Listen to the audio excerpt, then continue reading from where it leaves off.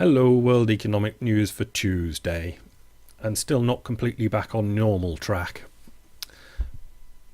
Economic growth forecast halved in Ireland. The government downgraded its outlook for economic recovery last night, with fewer jobs expected to materialise and the national debt anticipated to rise further. An impossible situation in Ireland. Another impossible situation appears to be in Greece. Hard to hold the line. Financial Times long comment analysis article by Ralph Atkins and Kerin Hope in Athens, and you can tell from the article it's from Athens. It's an in-depth article on what really is happening in the first of the bailout countries in Europe. I've just picked out paragraphs in the long article to give you a flavour of what is going on.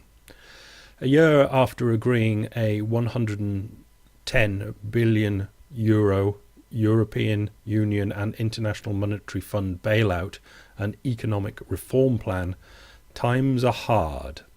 And I'll just stress here again that bailout means borrowing more money or being lent more money. Greece is in deep recession. Its economy contracted by 4.5% last year. A further 3% fall is expected in 2011. The capital's boarded up shops and piles of uncollected rubbish testify to the scale of the economic shock and the angry mood of trade unionists. Things go on, and I've pulled out another one. Under the rescue plan drawn up by the Troika, horrible use of the word Troika, because I had a stage of reading Russian literature and got my version of what the word Troika means. But still, Troika now means, in economic language, the IMF, European Commission and the European Central Bank. Given the stamp of approval exactly 12 months ago, Athens was ordered to implement a programme of reforms to bring its public finances back under control, boost economic competitiveness, and ensure the stability of the financial sector. All modernisers in Greece say, "Thank God for the Troika," says some Greek fella that's director of something or other. And a lot of the Greek public, quite frankly, knew something was greatly wrong and something really had to be done about it. Forget the first word yogurt here and move into many foreign ambassadors expected Athens to be set ablaze. But it wasn't, because people know that things have to change, says some other Greek. If you ask anyone in the streets, they will say the real problem has been the bloated public sector. And that'll be a twisted version, I'm sure. The Greeks in the streets have various ideas about who is to blame for what's gone wrong, and then who should pay for what's gone wrong. Instead, a conflict looms between Greece and its international backers. In its last progress report, issued in February, the IMF warned that the programme remains at a crossroads. Privately, some officials involved in the talks fume that this was a massive understatement.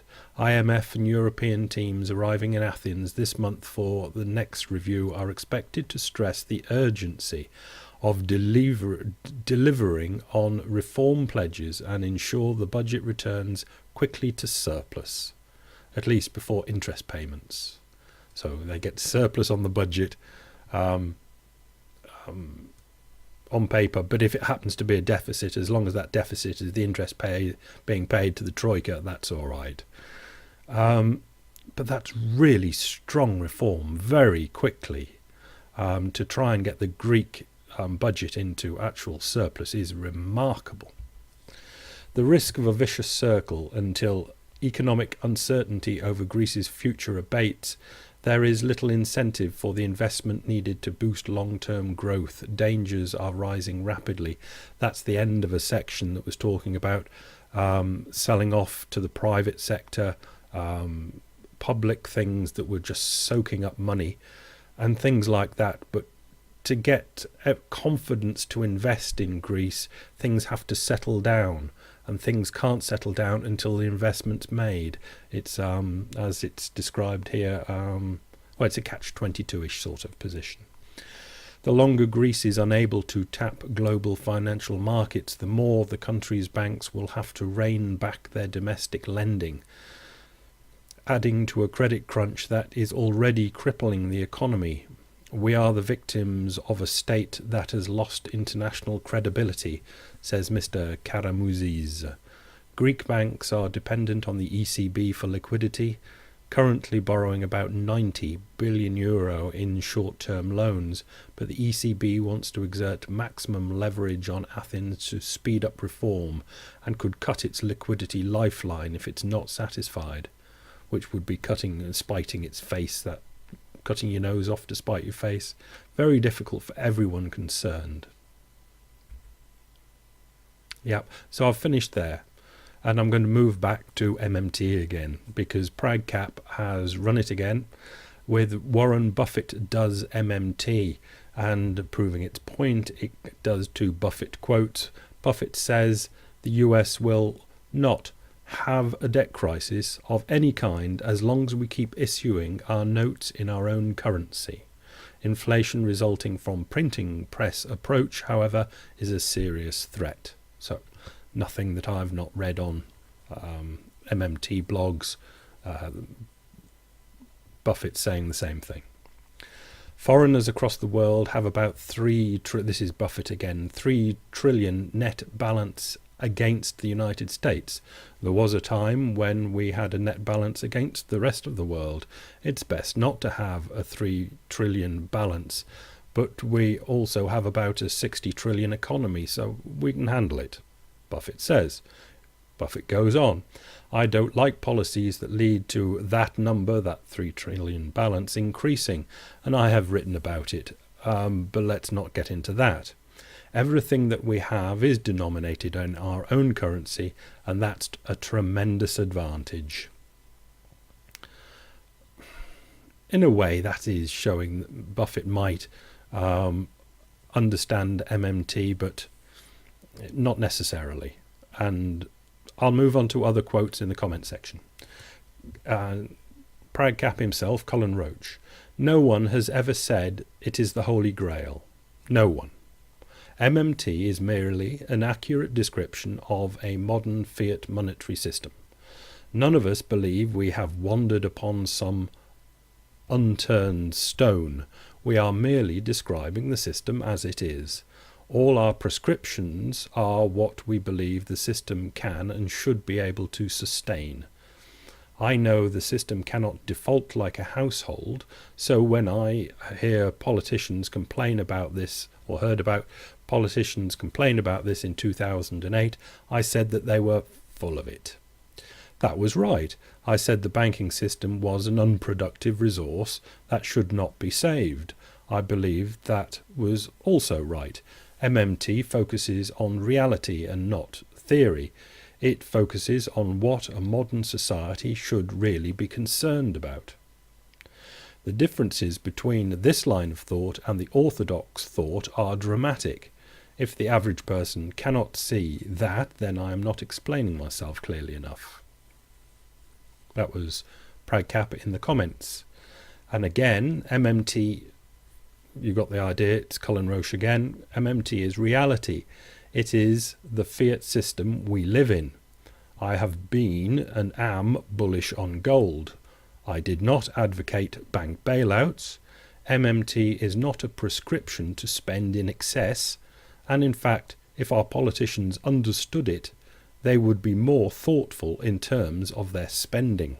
So, I've put the boss man into bat first, and he's done his stuff, and Dan Dell is on fiery form, giving it another angle that we've all used, I think, in here at Over the Peak.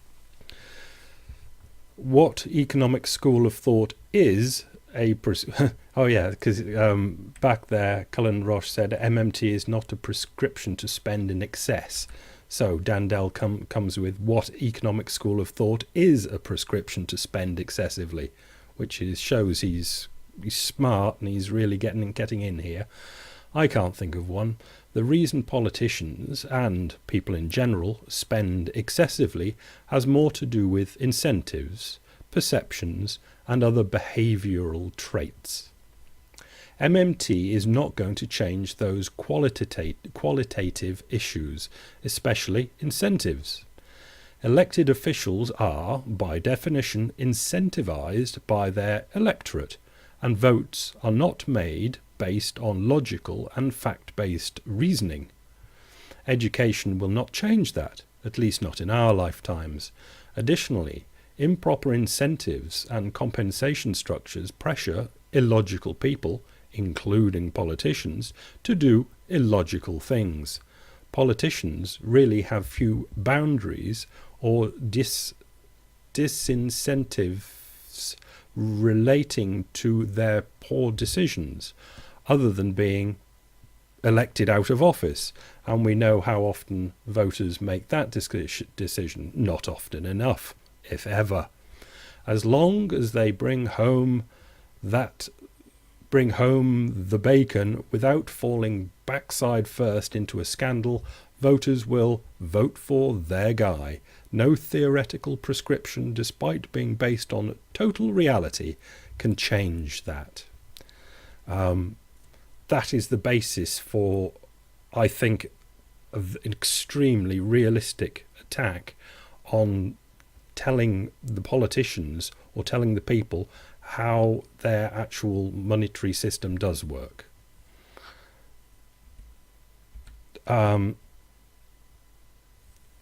Because people are involved and people aren't logical.